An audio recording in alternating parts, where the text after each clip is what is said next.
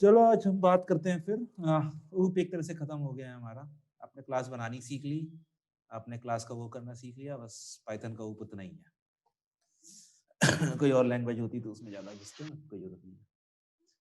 Okay, ठीक है। आज हम लोग पढ़ेंगे दो चीजों के बारे में, मॉड्यूल्स और पैकेजेस। अगर अंग्रेजी में बोले और उसको हिंदी में ही बोले तो मॉड्यूल्स क्या है भैया? एक कलेक्शन ऑफ क्लासेस, फंक्शंस और वेरिएबल्स। वेरिएबल्स हमने बनाना सीख लिए, फंक्शन बनाना सीख लिए, क्लासेस बनाना सीख लिए। उनके कलेक्शन को हम लोग एक मॉड्यूल कहते हैं। और पैकेज क्या है? Collection of modules. बस इतना ही है, इतना ही है। लेकिन इतना क्यों है? फिर से हम लोग आते हैं क्यों पर। इतना क्यों है? इतना इसलिए है कि अभी तक देखो हम लोगों ने जो कोडिंग सीखी है वो हम लोगों ने सीखी है जुपिटर में, या फिर आप कह लो कि नोटबुक फॉर्मेट में। ठीक है, नोटबुक फॉर्मेट में हम लोग क्या करते हैं?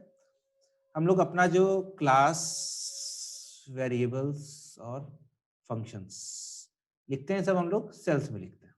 ठीक है, जो जनरली बाकी लैंग्वेजेस में लोग प्रोग्रामिंग करना शुरू करते हैं, वो लोग करना शुरू करते हैं टेक्स्ट फाइल में, या तो नोटपैड में या कोई दूसरा लेकर उसमें पूरा कोड लिखते हैं। फिर टर्मिनल पर जाते हैं, टर्मिनल पर जाकर टाइप करते हैं जो भी उसका कमांड होता है इसको कंपाइल करने का। ठीक है, कंपाइल करने के बाद इससे आपको एक आउटपुट फॉल मिलती है, डॉट आउट। फिर आप टर्मिनल पर जाते हैं और फिर आप यहाँ पर रन करते हैं, रन प्रोग्राम। तो जो भी नोटपैड में बनाते हैं तो कई तो जो भी टाइप की फाइल होती है, मतलब जो भी टाइप की लैंग्वेज होती है, जैसे सी के लिए इसका एक्सटेंशन होता है फाइल का dot C, C plus plus के लिए होता है डॉट CPP, जावा के लिए होता है डॉट जावा, और जावास्क्रिप्ट के लिए होता है डॉट JS। ऐसे ही पाइथन के लिए भी होता है dot .py। .py, yes sir. Dot .py होता है। अच्छा, हम लोगों ने खाली काम किया है कि इस पे नोटबुक फॉर्मेट पे काम किया है, तो हमने तो भी एक्सटेंशन देखा ही नहीं है। बट अगर आप देखोगे तो नोटबुक का एक्सटेंशन होता है .ipynb, IPython interactive Python notebook, IPYNB, ये हमारी नोटबुक का एक्सटेंशन होता है। तो हम लोग अपने जितना भी काम करते हैं हम लोग .ipynb फाइल में लिखते हैं। तो हम अपनी क्लास बना लेते हैं, हम अपने फंक्शन लिख लेते हैं, अपने वेरिएबल बना लेते हैं इसमें अपनी नोटबुक में। इसका एक्सटेंशन हो गया .ipynb।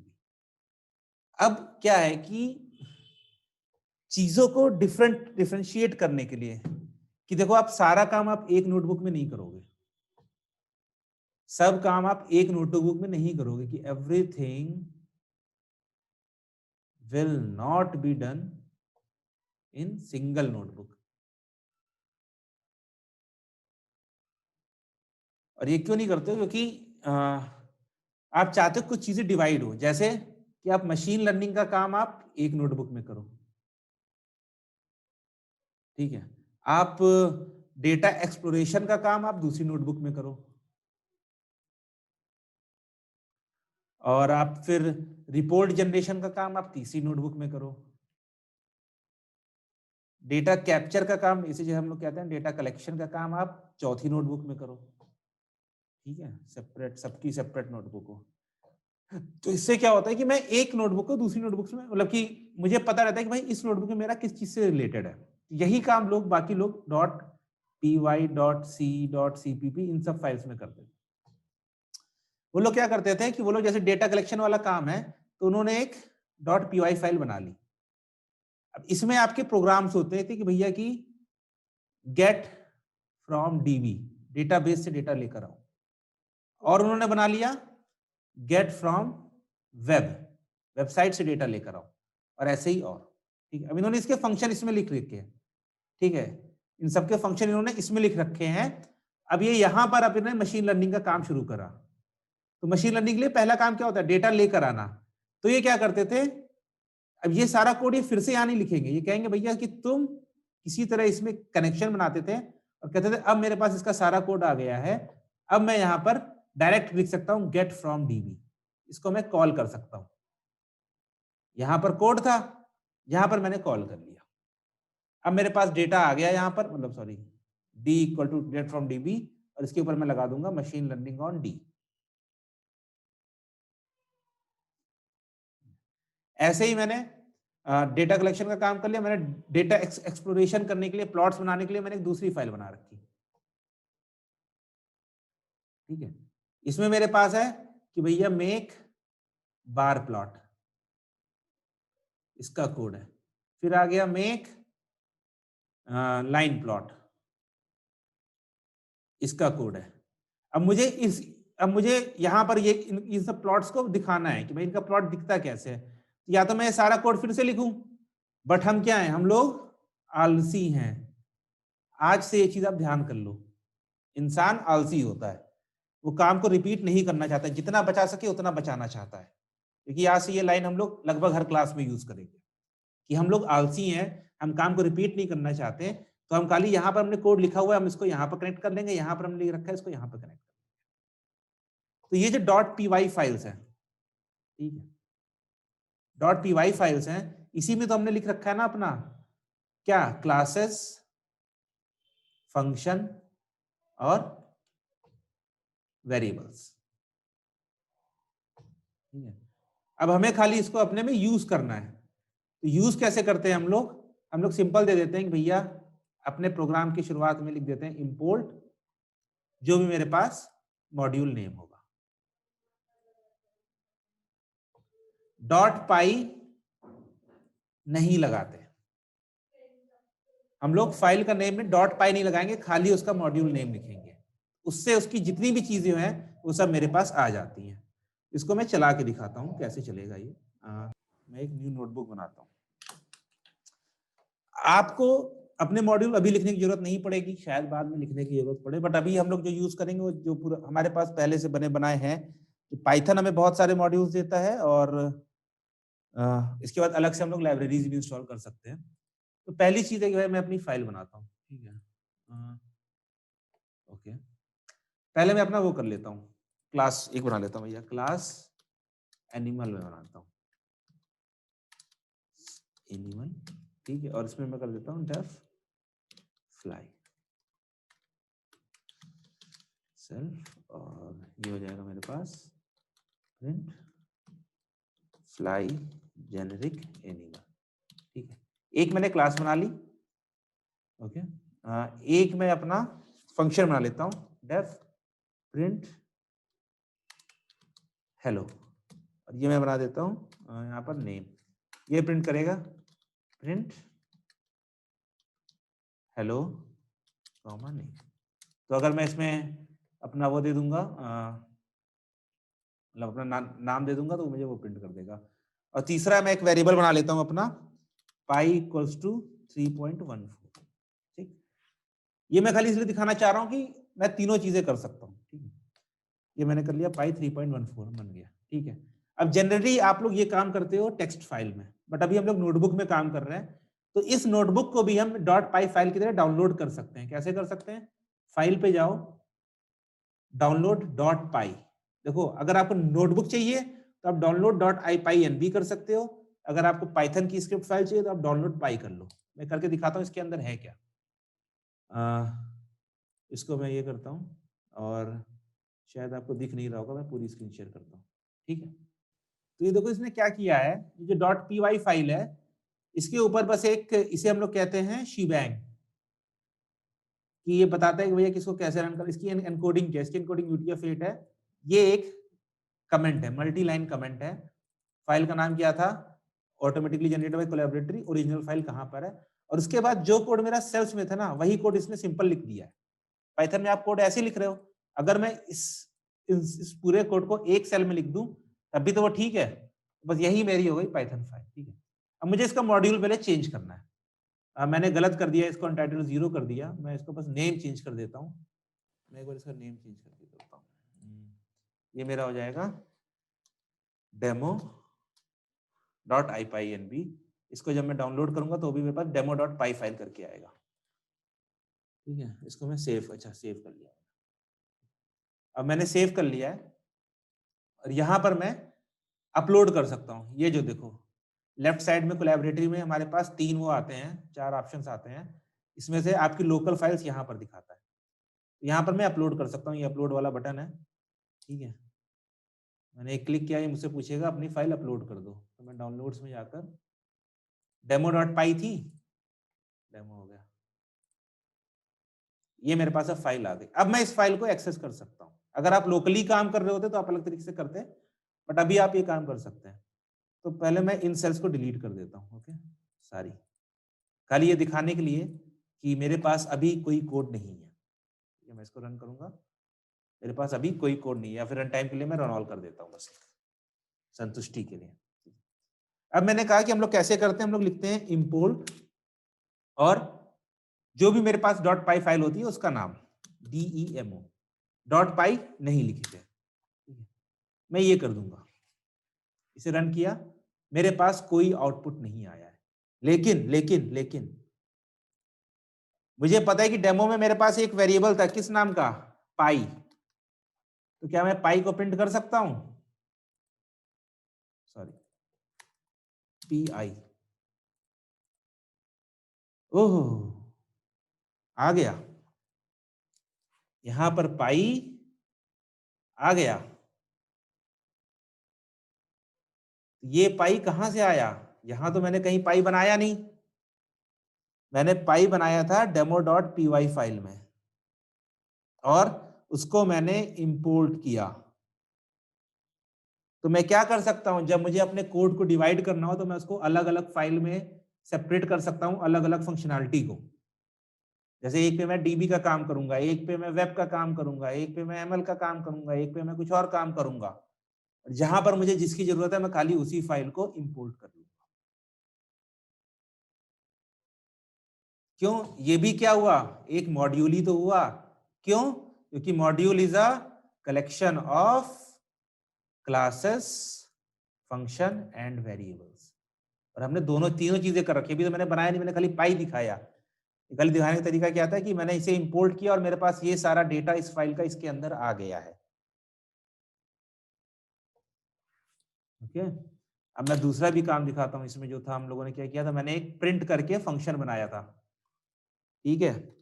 वो क्या करता था, प्रिंट हेलो, हेलो फंक्शन था। इसको मैं कॉल करूंगा, यहाँ पर लिखूंगा, मैं पास कर दूंगा मॉड्यूल्स, वो एक स्ट्रिंग टाइप का आर्गुमेंट लेता है। ये देखो इसने हेलो मॉड्यूल्स प्रिंट कर दिया। ये फंक्शन भी मेरा demo.py में था। और तीसरी मेरी क्लास क्या थी, एनिमल, एनिमल थी ना। मैं बनाता हूं अपनी नई क्लास ईगल, और ये मेरी एनिमल को वो करेगी, ठीक है, एनिमल को इनहेरिट, हाँ सर एनिमल को इनहेरिट करेगी ना। हाँ, एनिमल को इनहेरिट करेगी। तो अभी मेरे कोड में कोई एरर नहीं आई है। और क्या हो गया इसमें, सेल इज ऑलरेडी रनिंग, कौन सी सेल रन कर रही है भाई, डिलीट करता हूँ, मैं फिर से बनाता हूँ अपनी क्लास ईगल, एनिमल को इनहेरिट करेगी, इसके अंदर अभी कुछ नहीं है, ओके, ये चल गई। अब मैं बनाऊंगा E1 इक्वल्स टू ईगल और E1 डॉट फ्लाई। देखो मैंने ईगल में कोई फ्लाई ऑब्जेक्ट नहीं बनाया है, बट एनिमल में था, इनहेरिट कर रही, तो यहाँ पर प्रिंट हो गया फ्लाई जेनेरिक एनिमल, ओके। सो जितनी भी चीजें मेरी demo.py में थी वो सारी मेरे पास आ गई सिर्फ एक इंपोर्ट डेमो लिखने से। तो इसीलिए हम लोग को जहां पर भी अपने आप का कोड को डिवाइड करना होता है, वहां पर हम लोग मॉड्यूल्स बना सकते हैं, और इन बहुत सारी फाइल्स का कलेक्शन मेरा एक पैकेज हो जाता है। तो पैकेज में डिफरेंस पता होना चाहिए। बट अभी हम लोग मशीन लर्निंग में, अभी हम लोग अपने फाइल्स नहीं, अपने मॉड्यूल्स नहीं यूज करेंगे, क्योंकि अभी हमें जरूरत नहीं है। अब मैं एग्जांपल दिखा देता हूं कि कुछ मॉड्यूल्स अभी तक हम लोग शायद यूज नहीं किए, बट आप कर सकते हो। कुछ पाइथन बाय डिफॉल्ट देता है, एक देता है मैथ, एक देता है बिल्ट इन्स, ठीक है, और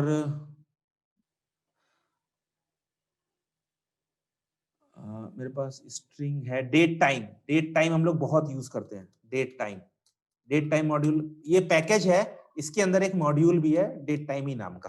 तो हम लोग डिफरेंस आपको पता होना चाहिए क्या चीज है कि मॉड्यूल और पैकेज का डिफरेंस। इस तरह के बहुत है, बट हम लोग अभी मैथ का देखते हैं। मैंने किया इंपोर्ट मैथ, ठीक है। मेरे पास कोड कुछ नहीं चला। अब आपको देखना है कि इस मॉड्यूल में क्या क्या आपके पास ऑब्जेक्ट्स हैं। तो हम लोगों ने एक वो देख ही चुके हैं हम लोग, कौन सा था, dir फंक्शन, dir, ठीक है। तो ये बता देगा इसके अंदर ये सारे फंक्शंस हैं। तो अगर आप मैथ का आपको कोई भी काम करना है, tan inverse, tan 2, fabs, factorial, f mod, f sum, gamma, GCD, log वॉग कुछ भी निकालना है, तो आपको अपना फंक्शन लिखने की जरूरत नहीं है। आप मैथ को इंपोर्ट करो और इसके सारे फंक्शन जो भी यूज हो, जैसे log 10 है, ठीक है। तो मैं क्या कर सकता हूं, इंपोर्ट मैंने मैथ कर लिया। अब मैं कर सकता हूं मैथ डॉट log 10, और 100 का log 10 होता है 10, सॉरी 2, 10 की पावर 2, ठीक है। तो देखो मैं अब इसके फंक्शन यूज कर सकता हूं। आपको इसका रूट निकालना है, मैथ डॉट sqrt, और आप कर दे तो मैं निकालता हूं 144 का, तो 12 आ जाएगा। अब इसमें एक बात ध्यान देने की ये है कि ये यहां पर आप मैथ डॉट स्क्वालिटी कर रहा है, और यहां पर जब हम लोग डेमो हम लोगों ने अपना बनाया था तो हम लोग डायरेक्ट यूज कर रहे थे।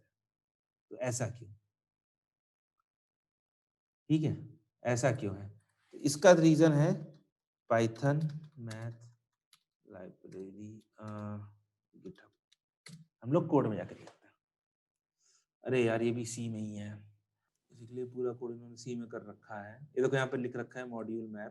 इन्होंने क्या है, पाइथन को फिर सी में कन्वर्ट करके, क्योंकि सी ज्यादा फास्ट है, तो उसमें काम करता है इनका।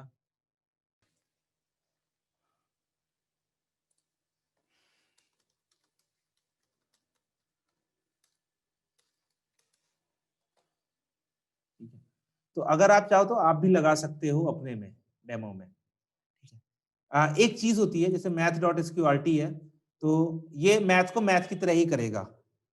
मैं कर सकता हूं, अब मुझे करना है कि मुझे यहाँ पर मैथ बार बार लगाना नहीं है, बार बार लगाना नहीं चाहता मैथ को।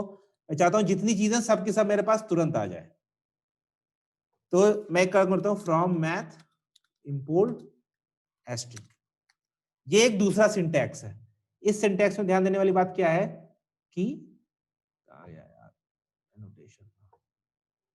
कि मैथ मॉड्यूल से सब कुछ ले आओ।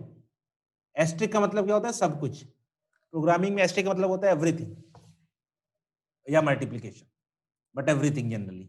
तो अब मुझे मैथ लगाने की जरूरत नहीं। अब मैं डायरेक्ट अगर पाई लिखूंगा तो भी मेरा वो चल जाएगा। मैं यहां पर डायरेक्ट SQRT ऑफ 144 कर सकता हूं। तो जहां पर आप यूज ना करना चाहो, क्योंकि ये लोग क्या करते हैं कि जब जो अच्छे डेवलपर्स होते हैं ना, वो इस कॉन्सेप्ट को कहते हैं नेम स्पेस।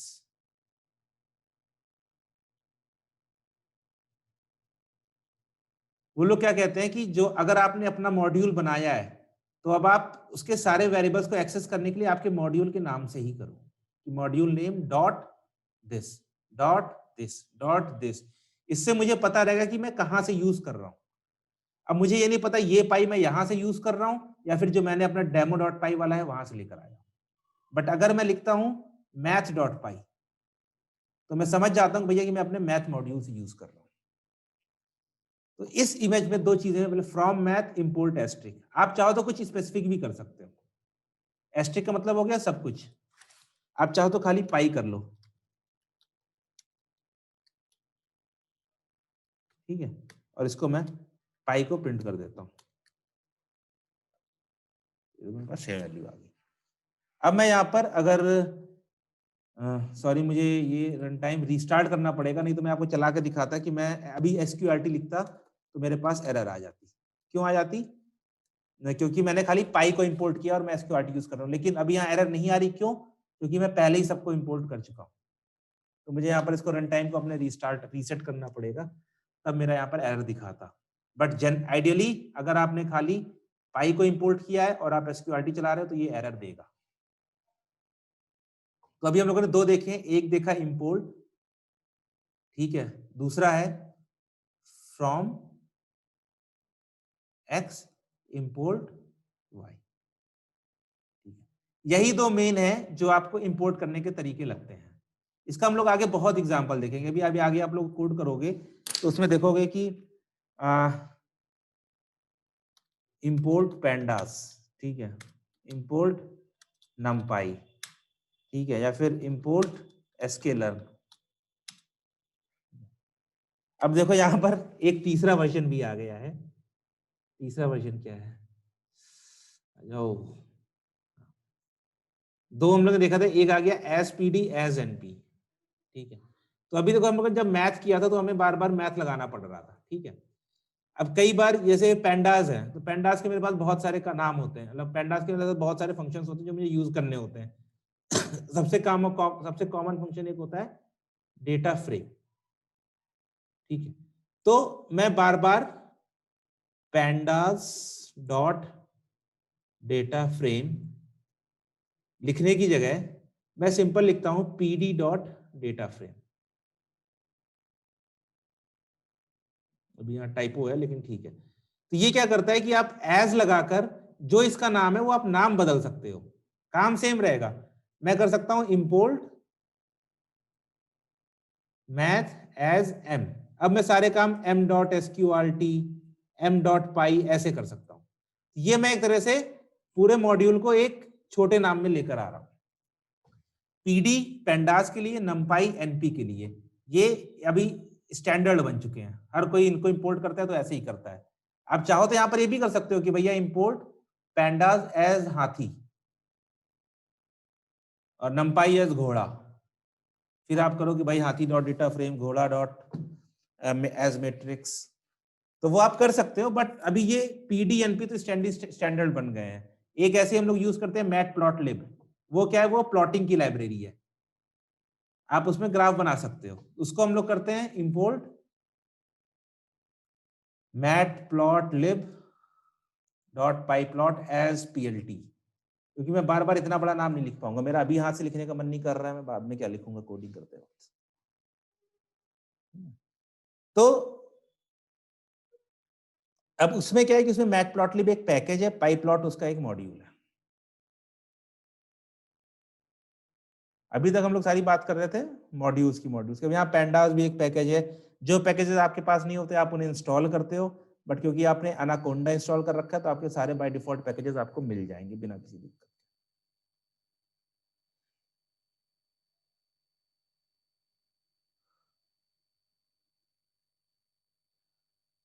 नहीं, स्टोरेज का कोई चक्कर नहीं है, स्मॉल नेम करने से कोई आपकी स्टोरेज नहीं बचती है।